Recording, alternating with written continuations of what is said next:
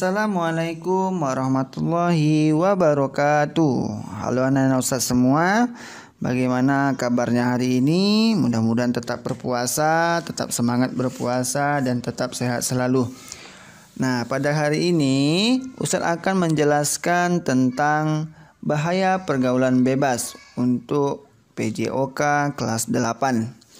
Nah, untuk itu tentunya kita memiliki tujuan pembelajaran kita pada pembelajaran kali ini. Nah, adapun tujuan pembelajarannya yaitu setelah mempelajari nanti antum tahu tumbuh kembang remaja dan kaitannya dengan perilaku pergaulan. Dan yang kedua yaitu antum tahu dampak dari pergaulan bebas. Nah, untuk lebih jelasnya silakan Anda semua simak penjelasan dari Ustadz berikut ini. Nah, kita masuki pembahasan yang pertama, yaitu tumbuh kembang remaja dan kaitannya dengan perilaku pergaulan. Nah, perkembangan remaja itu dapat mempengaruhi hubungan atau pergaulan di antara sesama teman. Dan semakin ke sini, pergaulan remaja sekarang udah sangat-sangat bebas dan kebablasan, sehingga hal tersebut dapat menghancurkan masa depannya. Untuk itu, perlu kita ketahui bagaimana remaja selalu bersikap dan berperilaku sesuai norma-norma agama dan masyarakat, serta hati-hati dalam pergaulannya, hati-hati dalam mencari pertemanan, hati-hati dalam berteman. Nah, dalam hal ini ada beberapa faktor yang mempengaruhi perilaku remaja. Nah, menurut Santrok, faktor-faktor tersebut yang pertama yaitu identitas diri. Ada masanya, pada tahap di masa remaja mengalami masalah identitas. Dia mencari identitas atau jati diri anak tersebut. Nah, perubahan biologi dan sosial kemungkinan terjadinya dua bentuk integrasi pada kepribadian remaja. Nah, yang pertama, terbentuknya perasaan akan konsistensi dalam kehidupannya. Kemudian, tercapainya identitas peran, kurang lebih dengan cara menggabungkan motivasi, nilai-nilai, kemampuan, dan gaya yang dimiliki remaja dengan peran yang dituntut dari remaja. Selanjutnya, faktor yang kedua yaitu faktor keluarga. Di sini, kurangnya dukungan keluarga seperti kurangnya perhatian dan kasih sayang orang tua terhadap anak, serta kurangnya penerapan disiplin yang efektif dapat memicu timbulnya perilaku remaja. Nah, faktor keluarga ini merupakan faktor yang sangat berperan aktif untuk mempengaruhi perilaku remaja, di mana terkadang sekarang banyak orang tua yang tidak terlalu memperhatikan pergaulan anak, sehingga anak mendapatkan teman-teman yang kurang baik, kemudian dia berada di lingkungan yang kurang baik, sehingga anak terjerumus ke pergaulan bebas. Dan di sini kadang orang tua juga tidak disiplin terhadap anak, terlalu memanjakan anak, itu juga dapat membuat anak sesuka hati, semena-mena sama perintah orang tua, sehingga sampai di luar nanti dia tidak akan terlalu mendengarkan perintah dari orang tuanya. Jadi kita harus mengikuti perintah orang tua supaya kita tidak terjerumus kepada pergaulan bebas.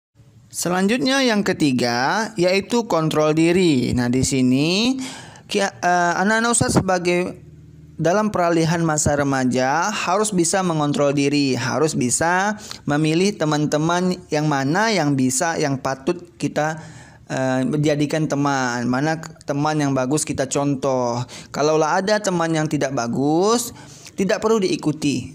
Misal teman yang suka membolos, kemudian teman yang hanya suka bermain, tidak perlu diikuti.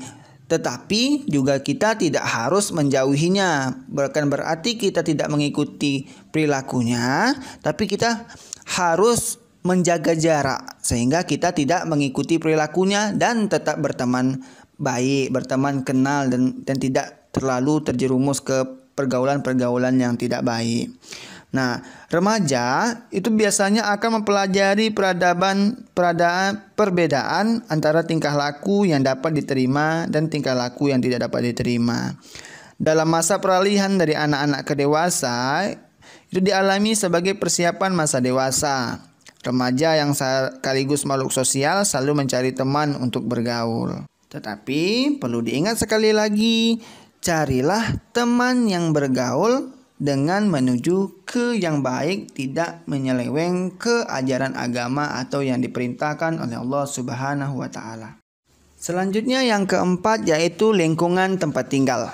Nah, lingkungan itu juga berperan dalam memunculkan perilaku remaja. Selain lingkungan keluarga, lingkungan masyarakat yang lebih luas dengan keragaman perilaku, kemungkinan remaja mengamati sebagai model perilaku tersebut.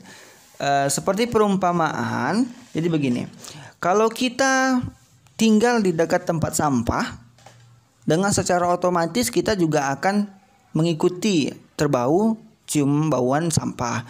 Kalau kita berteman dengan orang-orang yang suka memakai parfum, kita juga akan ikut wangi.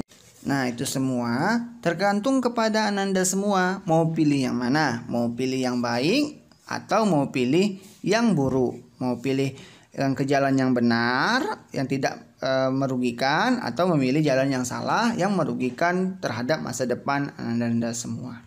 Nah, faktor yang terakhir yaitu teman sebaya. Teman sebaya itu merupakan lingkungan pergaulan seseorang dengan orang lain yang berada dalam rentang usia yang sama, yang seumuran.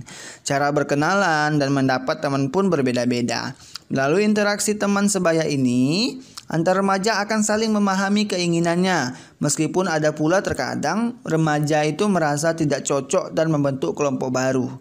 Ketika remaja bersama teman sebayanya melakukan aktivitas yang menuntut nilai kebersamaan, kekerabatan, kemanusiaan, dan persaudaraan seperti membentuk kelompok belajar dan patuh pada norma-norma masyarakat. Nah, hal ini bersifat positif, tetapi ada juga kadang teman sebaya itu bersifatnya negatif. Dia sering bolos sekolah, jarang mengerjakan PR, selalu bermain, main motor kesana kemari, dan selainnya. Nah, untuk itu, hal-hal yang seperti itu tidak perlu Ananda semua ikuti. Nah, kita masuki materi yang kedua yaitu dampak dari pergaulan bebas. Nah, dampak dari pergaulan bebas ini, di sini Ustadz serangkan cuma 3. Nah, yang pertama itu yaitu tindakan kriminalitas. Nah, jika kalian sering menonton televisi, kemudian membaca surat kabar atau internet tentang berita kriminalitas, banyak kasus bayi mungil yang baru dilahirkan dibunuh ibunya. Kemudian sebagian bayi itu dibungkus plastik hidup-hidup, dibuang ke kali, dilempar ke tong sampah, ke got, dan lain-lain. Nah, ini suatu akibat dari perilaku pergaulan bebas. Hal ini bertentangan dengan nilai-nilai Pancasila dan agama. Kemudian yang kedua yaitu penyebaran penyakit. Wanita atau pria yang pernah memakai narkoba atau melakukan hubungan intim sebelum ia nikah itu sangat berisiko terhadap terkena penyakit.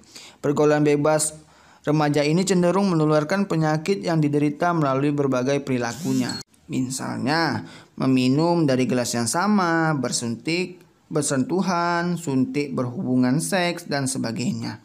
Kemudian yang terakhir yaitu dampak yang terakhir, keterlanjuran dan timbul rasa kurang hormat. Nah, perilaku seks bebas itu dan pemakaian narkoba itu menimbulkan suatu keterlibatan emosi dalam dirinya.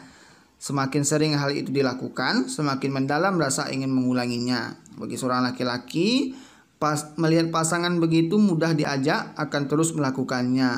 Nah, hal inilah yang terkadang membuat remaja-remaja sekarang itu kurangnya rasa hormat, baik itu terhadap orang lebih tua, sesama jenis, ataupun terhadap lawan-lawan jenisnya. Nah, demikianlah penyampaian dari Ustadz materi tentang bahaya dari pergaulan bebas. Ustadz berharap anak-anak Ustadz dapat memahami materi yang telah Ustadz sampaikan sehingga kemudian hari dapat memilih teman yang baik dan tidak terjerumus kepada pergaulan bebas. Nah, Ustadz mohon maaf apabila terdapat kesalahan dalam penyampaian materi dan dalam kata-kata. Ustadz akhiri, Assalamualaikum warahmatullahi wabarakatuh.